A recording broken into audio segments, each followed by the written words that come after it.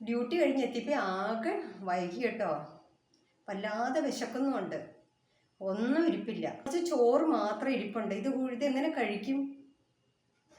ആകെ ടയേർഡായി. കൂട്ടാനാണെങ്കിൽ ഇച്ചിരി അച്ചാറും തൈരും മാത്രമേ ഇരിപ്പുള്ളൂ. പോയപ്പോൾ ആണെങ്കിൽ സമയം കിട്ടിയില്ല ഉണ്ടാക്കി വെച്ചിട്ട് പോകാൻ. ഒരു ഐഡിയ പെട്ടെന്ന് തയ്യാറാക്കാം. അപ്പോൾ ഇന്ന് കിച്ചണിലേക്ക് പോയി നോക്കട്ടെ കേട്ടോ. 2 മിനിറ്റ് കൊണ്ട് എന്ത് കറിയെ തയ്യാറാക്കാൻ പറ്റണേന്നൊന്ന് നോക്കട്ടെ കേട്ടോ. ഹായ്, യുജീസ് കിച്ചണിലേക്ക് എല്ലാവർക്കും സ്വാഗതം. ഞാൻ വളരെ ടയേർഡായി വന്നിരിക്കുകയായിരുന്നു.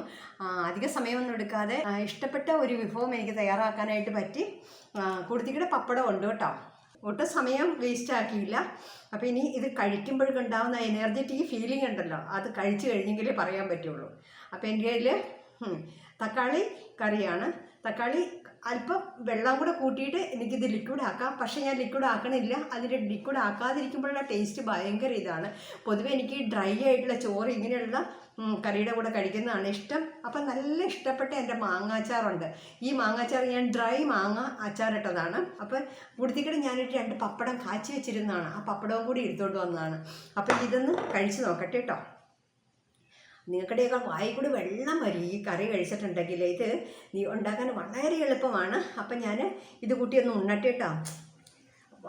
എന്തൊരു ടേസ്റ്റാണെന്നറിയാം ഇത് കഴിക്കാനായിട്ട്. നല്ല ചൂടൻ ചോറിൻ്റെ കൂടെ വൈറ്റ് റൈസ് കഴിക്കാൻ ഭയങ്കര ടേസ്റ്റാണ്. ഇതിൻ്റെ ടേസ്റ്റ് ഉണ്ടല്ലോ, കഴിക്കുന്നവർക്ക് മാത്രമേ അറിയാൻ പറ്റുള്ളൂ ഇതിൻ്റെ ടേസ്റ്റ് എന്നാണെന്ന്. കൂട്ടത്തിക്കിടെ നമുക്ക് ഇത്തിരി തൈര്, ജീരകം വെളിച്ചെണ്ണയിൽ ഇട്ട് പൊട്ടിച്ചിട്ട് ജീരകവും ഉപ്പും കൂടി ചേർത്ത് കഴിയുമ്പോൾ തൈരിൻ്റെ ടേസ്റ്റ് ഉണ്ടല്ലോ, അതൊരു ടേസ്റ്റ് തന്നെയാണ്. വളരെ ഗ്രാൻഡായിട്ടുള്ള ടേസ്റ്റ്. കഴിച്ചു കഴിയുമ്പോഴത്തേനും നമ്മൾ ഒന്നുകൂടെ എനർജറ്റിക് ആയിട്ട് മാറും. ക്ഷീണമെല്ലാം മാറും.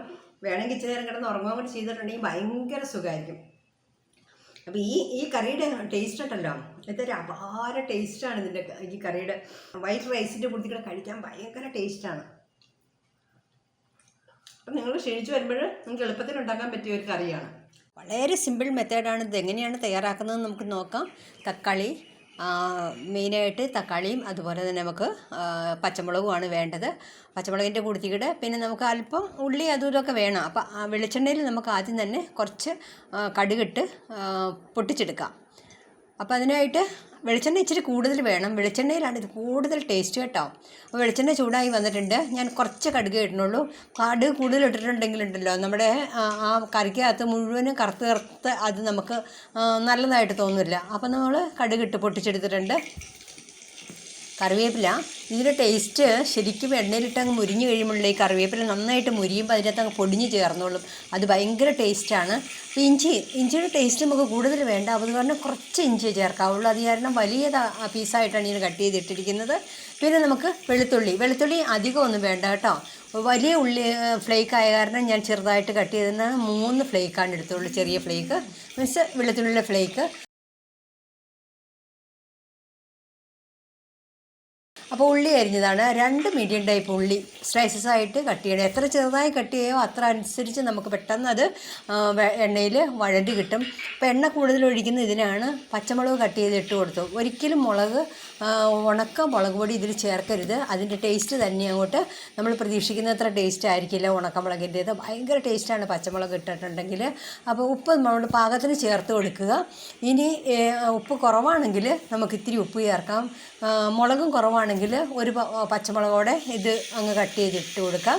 അപ്പം നമ്മുടെ തക്കാളി ഇതിൽ നമ്മൾ വെള്ളം ഒരിക്കലും ചേർക്കരുത്. വെള്ളം ചേർത്തിട്ടുണ്ടെങ്കിൽ അതിൻ്റെ ആ ടേസ്റ്റ്, വെളിച്ചെണ്ണയും ഉപ്പും പച്ചമുളകിൻ്റെയും ഉപ്പിൻ്റെയും അതുപോലെ തന്നെ നമ്മുടെ ഇഞ്ചി വെളുത്തുള്ളി ഇതിൻ്റെ എല്ലാം കൂടെ കൂടിയുള്ള ആ ടേസ്റ്റ് ഉണ്ടല്ലോ, ഒരിക്കലും നമുക്ക് ആസ്വദിക്കാൻ പറ്റില്ല വെള്ളം ഒഴിച്ച് കഴിഞ്ഞിട്ടുണ്ടെങ്കിൽ. വെള്ളം ഒഴിക്കാം കൂടുതൽ ഗ്രേവി വേണമെന്ന് ആഗ്രഹിക്കുന്നവർക്ക്. പക്ഷേ ഇത് നിങ്ങൾ വെള്ളം ഒഴിക്കാതെ കഴിക്കുകയായിരിക്കും ഏറ്റവും ടേസ്റ്റ് ആയിട്ടുള്ളത്. അപ്പോൾ നമ്മുടെ തക്കാളിക്കയുടെ ഇൻഗ്രീഡിയൻസ് ഇത്രയൊക്കെയാണ്. പിന്നെ നമ്മൾ ഇത് 2 പ്രാവശ്യമെങ്കിലും മൂടി വയ്ക്കണം. പെട്ടെന്ന് അടപ്പ് തുറന്നിട്ട് നമ്മളിത് ഇളക്കണം. വാച്ചിൽ നോക്കിയാൽ 3 to 5 മിനിറ്റ്സിൽ നമ്മുടെ ഇത് കുക്കായി കിട്ടും. പ്രത്യേകിച്ച് നോൺ സ്റ്റിക്ക് പാനിലൊക്കെ വളരെ പെട്ടെന്ന് ഇത് കുക്കായി വന്നോളും. പിന്നെ നമുക്ക് ചേർക്കാനുള്ളത് മല്ലിയിലയാണ്. മല്ലിയില ഇതിൽ മെയിൻ ഒരു ഇൻഗ്രീഡിയൻ്റാണ്.